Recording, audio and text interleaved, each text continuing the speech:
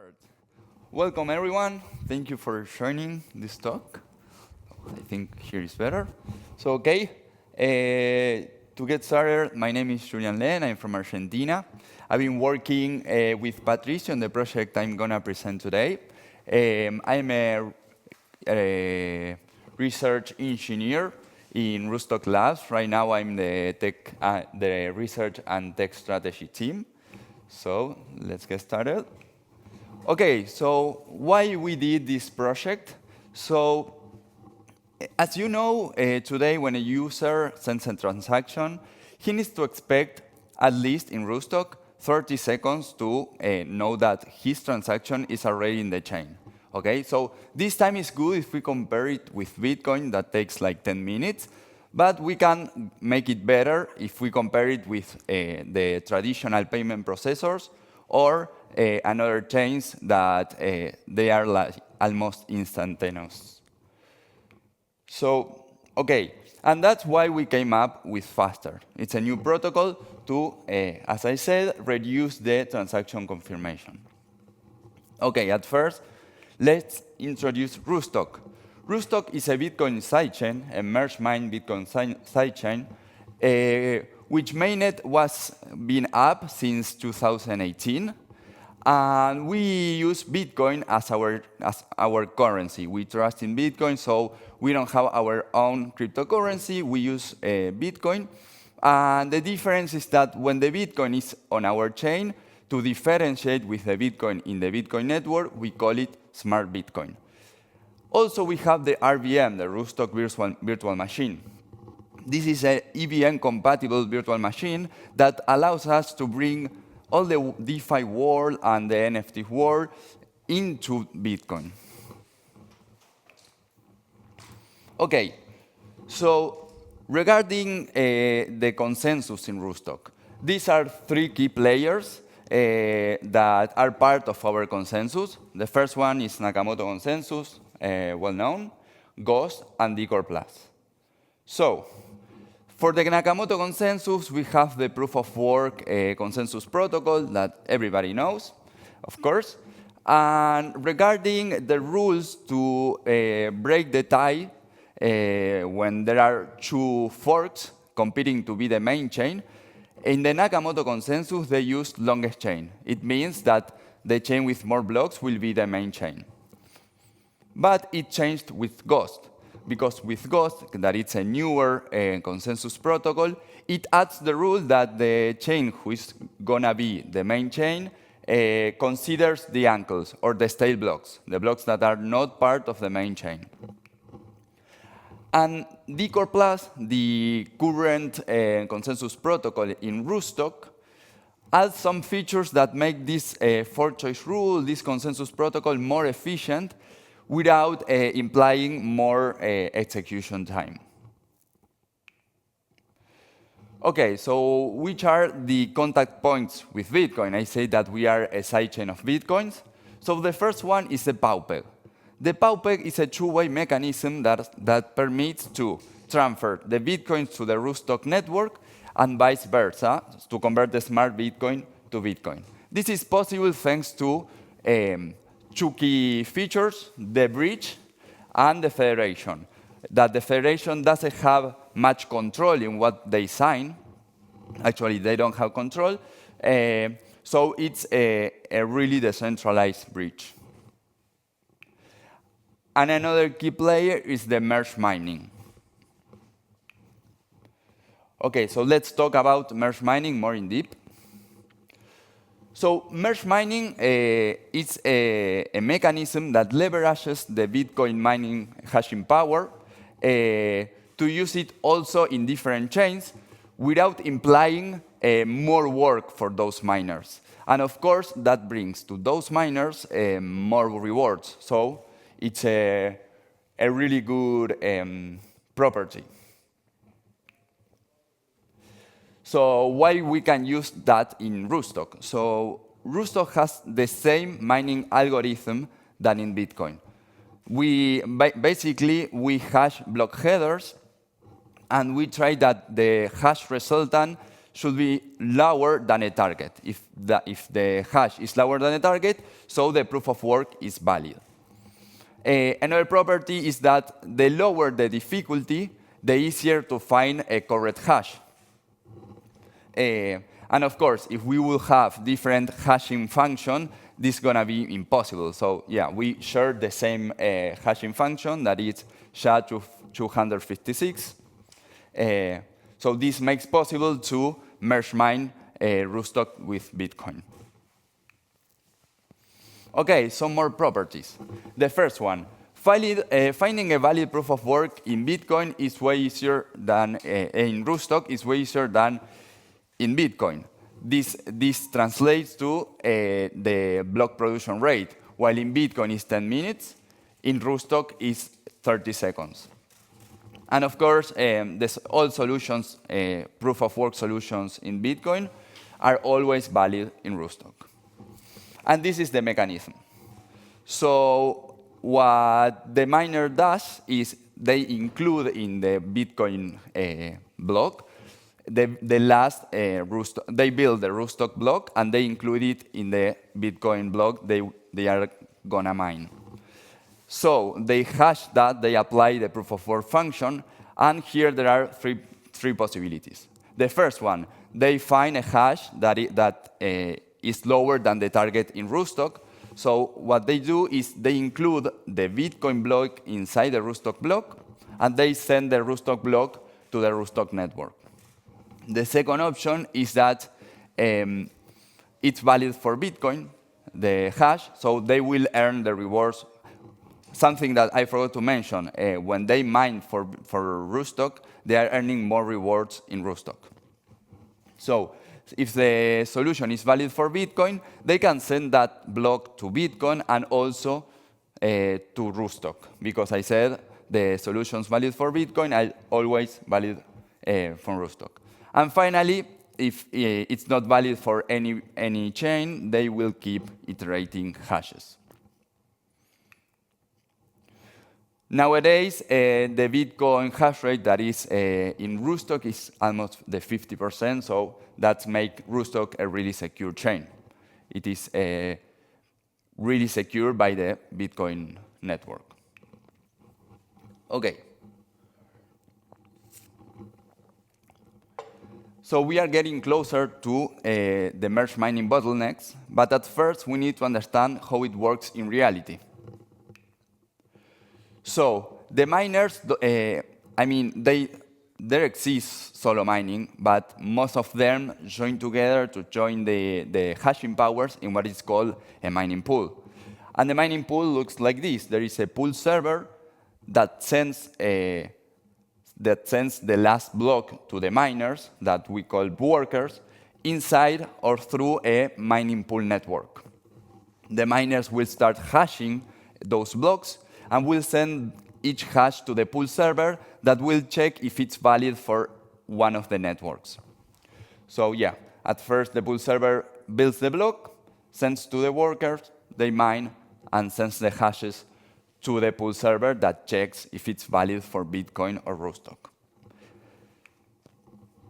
If after 30 seconds the non-worker finds a valid solution for Rootstock, they will check if there is a better block in Rootstock, and they will refresh the Bitcoin template with a newer Rootstock block.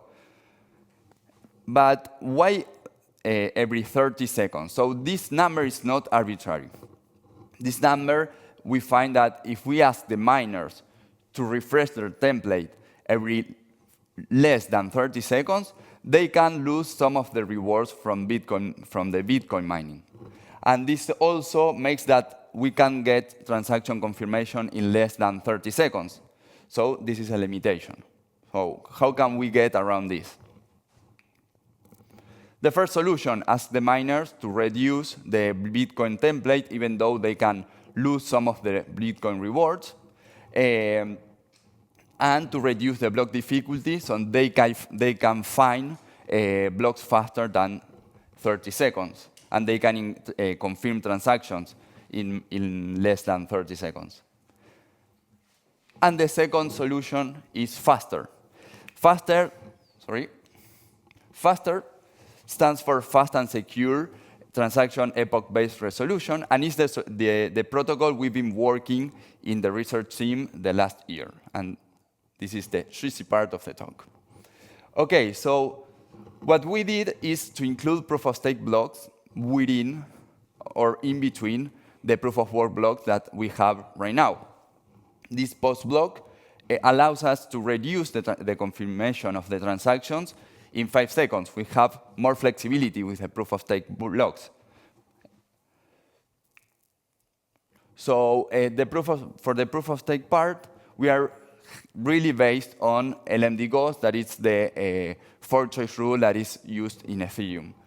And as a first rule, and in this first version, we will allow just the miners to stake. So they will be stakers and POW miners.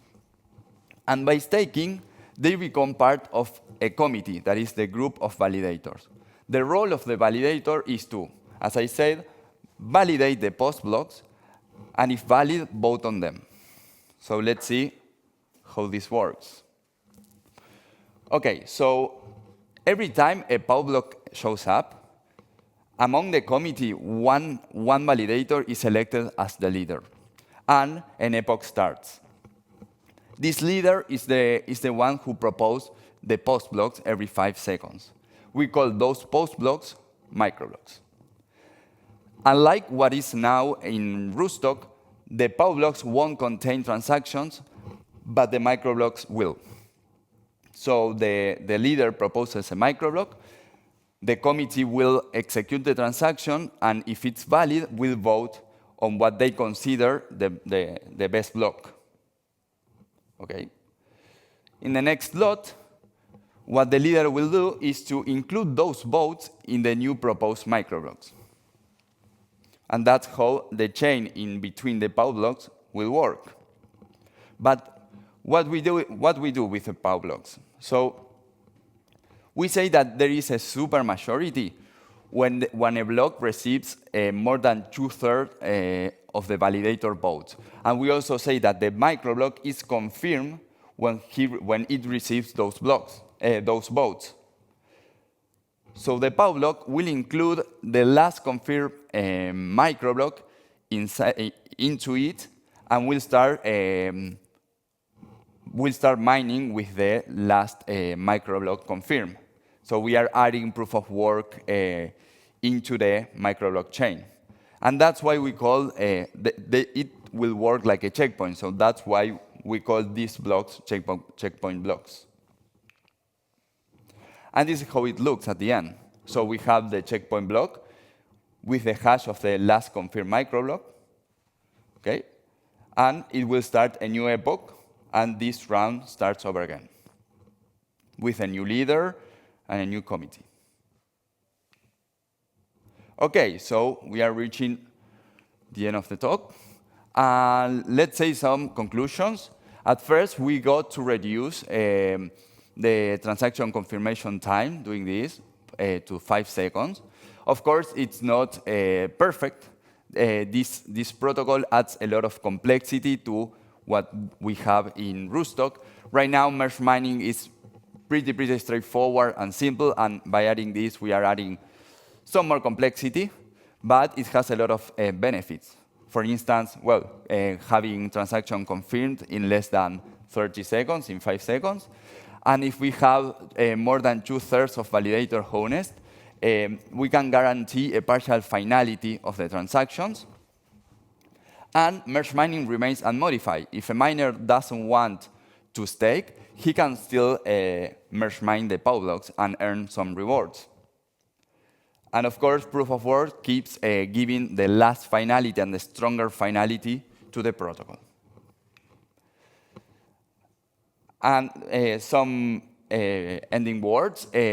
Of course, this is open to everyone to collaborate, to give feedback. If you want to, there is this link tree. If you want to be part of, or if you have any suggestion, or in the research forum, we will be sharing all the documents to collaborate. And that's it. keep building on Bitcoin.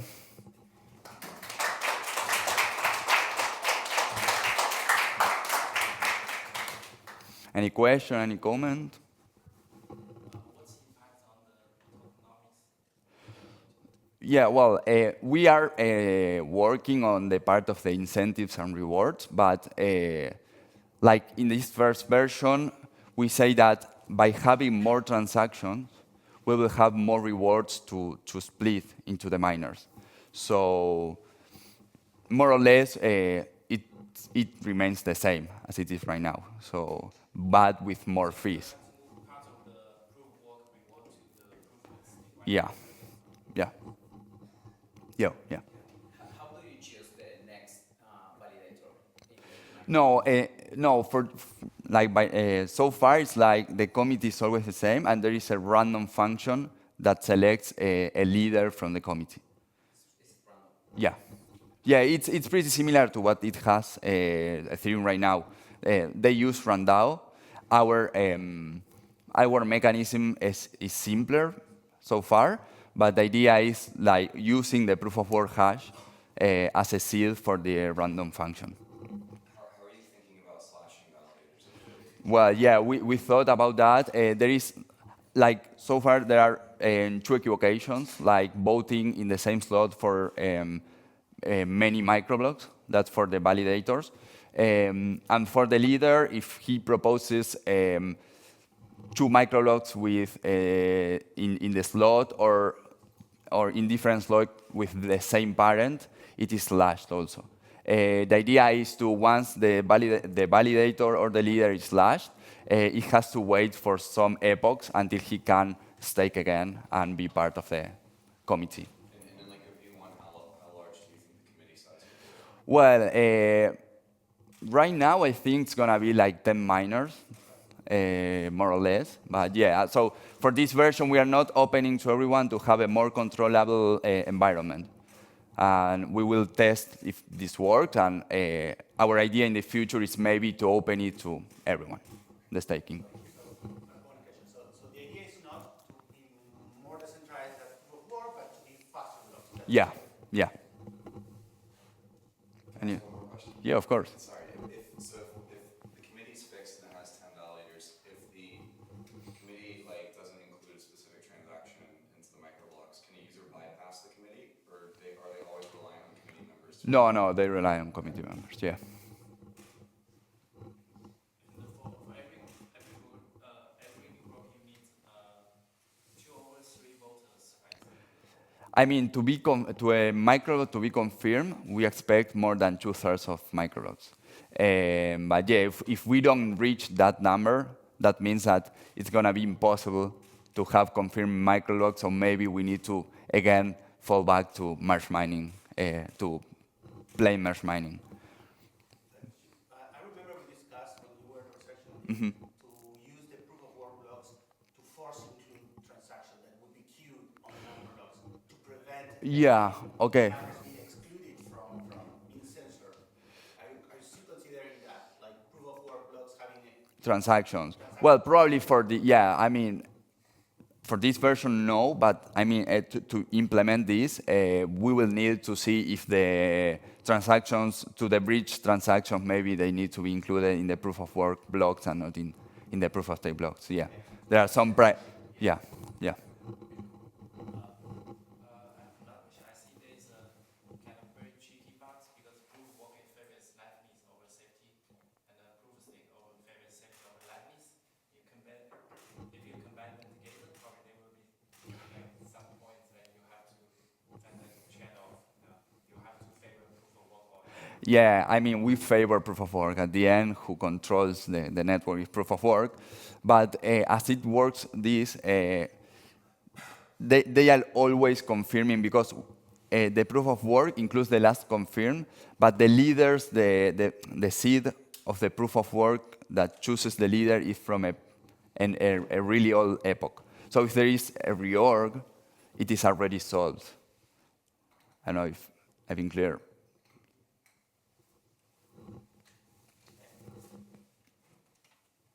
Okay, so that's it. Thank you very much.